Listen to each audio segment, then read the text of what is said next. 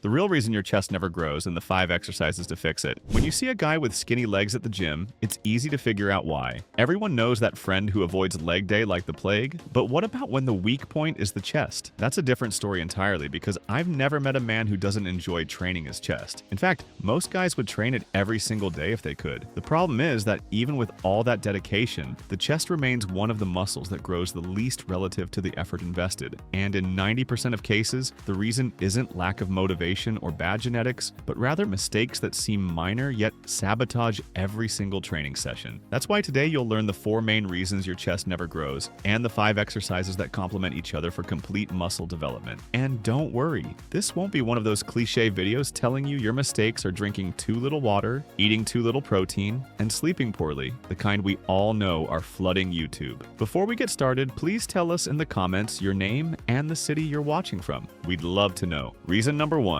Training your chest only once a week. For a long time, the idea prevailed that each muscle needed a fixed day of the week to be trained, and from that was born the famous Monday International Chest Day. The culture of the 2, 3, or 5-day splits rooted this habit so deeply that questioning it today still feels almost like heresy in gym locker rooms. However, sports science has made it quite clear that training a muscle only once every 7 days may not be the most efficient stimulus for those genuinely seeking hypertrophy. The chest, like most muscle groups, recovers completely within 48 to 72 hours after training. This means that if you train chest every Monday, the muscle is fully recovered by Wednesday or Thursday, and then simply sits idle waiting for the next Monday to arrive. It's like hiring a talented employee and leaving them with nothing to do for most of the week. But that's not all. Concentrating all weekly chest volume into a single session creates accumulated fatigue throughout the workout that seriously compromises the quality of the final sets. Imagine doing 12 sets of chest in one session. The first 4 sets you'll be rested, focused, and recruiting the muscle well. The last 4, however, will be performed with a fatigued central nervous system, compromised technique, and reduced muscle activation. You completed the volume on paper but didn't necessarily generate the right stimulus throughout all of it. The solution is simpler than it sounds. Split your weekly volume into 2 sessions. If you were doing 12 sets on Monday, try doing 6 on Monday and 6 on Thursday. You'll enter each session more rested, with greater intensity and much better focus on chest contraction. Studies on training frequency consistently show that more frequent stimuli with lower volume per session tend to produce superior hypertrophy results compared to volume concentrated in a single day. Reason number 2, using your triceps more than your chest. This is perhaps the most silent mistake of all. The person trains chest religiously, feels their triceps burning the next day, and can't understand why the chest isn't responding. The explanation lies in the biomechanics of the movement. When the triceps takes over the pushing exercises, the chest stops receiving the stimulus needed to grow, and hypertrophy simply doesn't happen as expected. The muscle that works the most is the one that develops the most, and if the triceps is dominating the movement, it's the triceps that will grow. This typically happens because of elbow angle during execution. When the elbows are too close to the torso, the triceps completely dominates the exercise, turning what should be a chest movement into basically an elbow extension. The classic solution is to position the elbows at approximately 45 degrees relative to the body. This angle avoids both the very narrow grip that prioritizes the triceps and elbows flared out to 90 degrees, which transfers stress to the shoulders and increases the risk of rotator cuff injury. It's a balance that, once found, you immediately feel the difference in chest activation. Excessive loads are also major culprits in this context. When the weight is beyond what the chest can move with proper technique, the body naturally looks for shortcuts, and the tricep steps in to compensate. Reducing the load and genuinely prioritizing the feeling of chest contraction tends to be far more beneficial than pushing numbers that impress but don't stimulate the right muscle. You'll know you're doing it right when you feel that specific burn in your chest, not in your elbow. Reason number 3, limited range of motion and lack of control during the eccentric phase. The relentless pursuit of heavy loads leads many people to sacrifice what truly matters for hypertrophy: range of motion and control of the descent. On the bench press, it's common to see people intentionally shortening the descent to be able to use more weight. On dumbbell flies, reps are done quickly and mechanically, without lowering the dumbbell enough to truly stretch the chest fibers. The result is a muscle that is never taken to its full length, and therefore never receives the stimulus it could receive. For hypertrophy, range of motion often matters more than the load itself. A full movement generates complete stretching and contraction of the chest, increasing the microtears and muscle fibers that trigger growth. Using loads that don't allow this complete movement is literally leaving gains on the table. Additionally, shortened movements with heavy loads significantly increase the risk of shoulder and rotator cuff injuries. Regarding the eccentric phase, it needs to be addressed addressed clearly because it is one of the greatest wasted opportunities in gym training. The eccentric phase is the descent of the movement, that moment when you are breaking the weight. Research in exercise science shows that it accounts for approximately 40 to 50% of the total hypertrophy potential of an exercise. This is because during the eccentric phase, muscle fibers contract while being lengthened, generating far greater muscle damage than during the lifting phase. It is precisely this controlled damage that signals to the body that the muscle needs to grow. In practice, lower the weight taking 2 to 4 seconds, feeling the chest being stretched with every inch of the movement. The ascent can be more explosive, but the descent should always be controlled. Set your ego aside, choose a load that allows for this, and feel your chest truly working. Reason number 4. Poor exercise selection without considering chest portions and fiber types. The chest is not a single uniform block. It is divided into the upper portion, the clavicular head, the middle portion, and the lower portion, the sternal head. Each of these portions has a different fiber orientation and responds best to specific angles of work. The upper chest has its fibers oriented in a more oblique direction and is best stimulated by incline bench exercises, where the arm moves from low to high toward the shoulder line. The lower portion responds better to decline bench movements, or the high cable crossover, where the arm moves downward. The middle portion is worked by flat bench movements. The problem is that a routine made up only of flat bench press, flat flies, and push-ups, as many people do, predominantly works the middle portion, leaving the upper and lower portions understimulated. The result is a physique with visible gaps. The upper chest looks empty, the chest appears flat visually, even when there is muscle in the central portion. It's that chest that looks decent from the front, but disappointing from the side, due to the absence of upper volume. Beyond the portions, the chest has a mixed fiber composition. Fast twitch fibers, which respond well to heavier loads and lower rep ranges between 6 and 10, and slow twitch fibers, which respond better to higher rep ranges between 12 and 15, with sustained tension. Smart programming addresses both spectrums, varying rep ranges across sessions to ensure all fibers are stimulated. Knowing this, you understand why accumulating volume on the flat bench press is not enough for a complete chest. And that's exactly what you'll learn now: how to structure a truly complete workout with 5 exercises that complement each other and leave no portion behind. Before we continue, don't forget to subscribe to the channel and turn on the notification bell. Having constant access to science-based information is what will help you progress with health over the long term in the world of fitness. Exercise number 1. Incline dumbbell bench press. We start with the incline bench press, and not by coincidence. The upper chest is the hardest portion to develop, and a chest with this area underdeveloped will never be visually complete. The reason this region responds with more difficulty is linked to its muscle insertion and working angles. In everyday life, we rarely perform movements that intensely activate the clavicular head of the chest. That's why starting the workout with it, when you're still rested and your nervous system is at full capacity, is a strategic decision that makes all the difference in the long run. The preference for dumbbells over a barbell is not arbitrary. The incline dumbbell bench press offers clear advantages. The range of motion is significantly greater. The work is unilateral, correcting imbalances between sides. The risk of injury is lower since dumbbells follow the most natural path for each individual, and load progression is safer, with the option of simply resting them on your thighs to end the set. If you don't enjoy working with dumbbells, you can substitute with the incline machine press, which serves the purpose well. To execute correctly, adjust the bench between 30 and 45 degrees. Inclines above 60 degrees shift the work to the front deltoid. Lie down with your feet flat on the floor and perform a scapular retraction,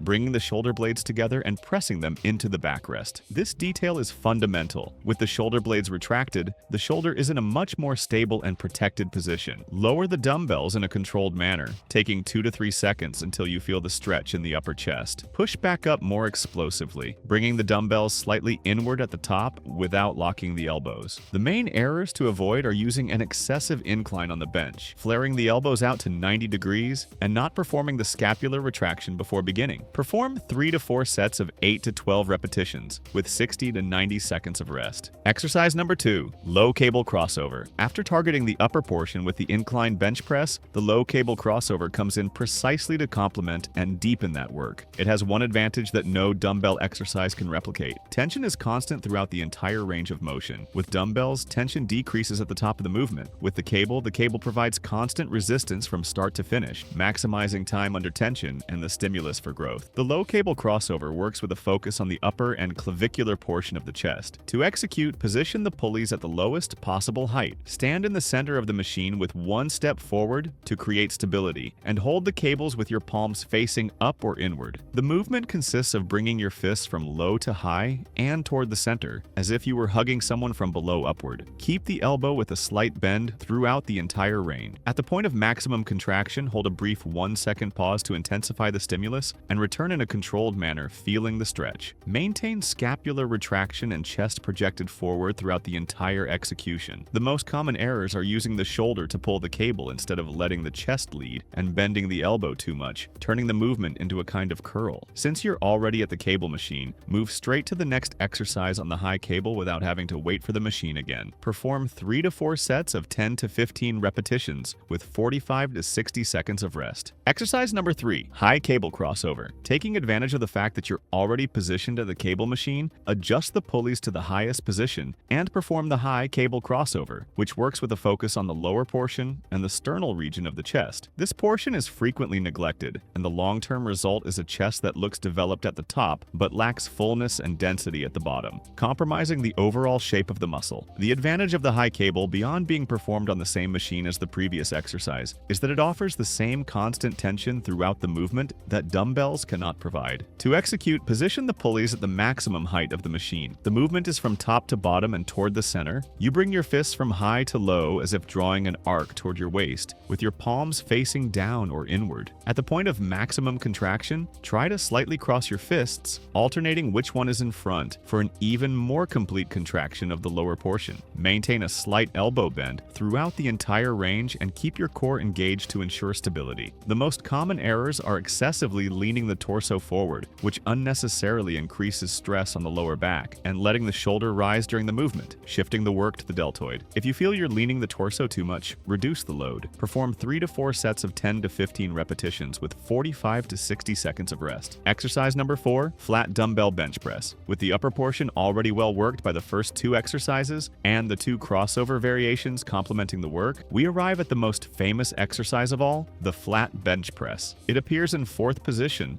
deliberately. The middle portion of the chest responds most easily to training, so it makes sense to attack the harder parts first and leave this portion for the moment when you still have enough energy, but already with some pre-fatigue accumulated from the previous exercises. The preference here is also for dumbbells, for the same reasons as the incline bench press: greater range of motion, unilateral work, lower injury risk, and safer load progression. The flat dumbbell bench press primarily works the middle portion of the chest, with secondary involvement of the front deltoid and the triceps. If you don't enjoy dumbbells, the flat machine press serves the purpose well. To execute, lie on the flat bench with your feet firmly on the floor. Before anything else, perform the scapular retraction and maintain that position throughout the entire set. The elbows should be at approximately 45 degrees relative to the torso. Lower the dumbbells in a controlled manner, allowing them to descend past the chest line for a complete stretch. Push back up more explosively without locking the elbows at the top. You'll know you're doing it right when you feel the chest, not the shoulder or the triceps, as the primary muscle doing the work. Exercise number 5, machine fly. We've reached the last exercise, and it's here for a very specific reason. The machine fly is an extraordinary isolation movement to finish the chest workout, due to the way it fully lengthens and stretches the muscle fibers at the point of maximum muscle length. Unlike the compound exercises before it, where the triceps and shoulders share part of the work, the machine fly isolates the chest with much greater precision. It is the perfect movement to end the session with the muscle in total exhaustion, and it primarily works the middle and lower portions of the chest. The machine has an advantage over the dumbbell fly for this purpose. It is more stable, allows you to work with an already fatigued muscle with much greater safety, and the resistance curve is more consistent throughout the movement. To execute, adjust the seat so that the handles are at shoulder height or slightly below. Sit with your back fully supported, perform the scapular retraction, and keep your chest projected forward. The movement is performed as if you were hugging a barrel. Lower slowly, feeling the stretch in the fibers, and close with control, holding a 1-second pause at the point of maximum contraction. You can use the open hand technique here to minimize triceps involvement, since we're on the machine and this is completely safe. The main errors to avoid are shrugging the shoulders during the movement, transferring the work to the trapezius, and using excessive load that prevents full range of motion. People with shoulder injuries should respect their tolerable range, never forcing the point of maximum stretch if there is pain. Perform 3 to 4 sets of 12 to 15 repetitions with 30 to 45 seconds of rest. And there you have it, a complete strategic chest workout grounded in real muscle logic, attacking every portion of the muscle with the correct angles and in the right order. 2 exercises for the upper portion, 2 crossovers covering both the lower and upper portions with constant tension, the flat bench press for the middle portion, and the machine fly finishing with with the chest stretched to its limit. If you enjoyed this and want to discover the main reasons your legs never grow and the best exercises to fix that, we have a video appearing on screen right now that goes into detail on each one of them. Make sure to check it out. Thank you for watching all the way through, and God bless you, my friend.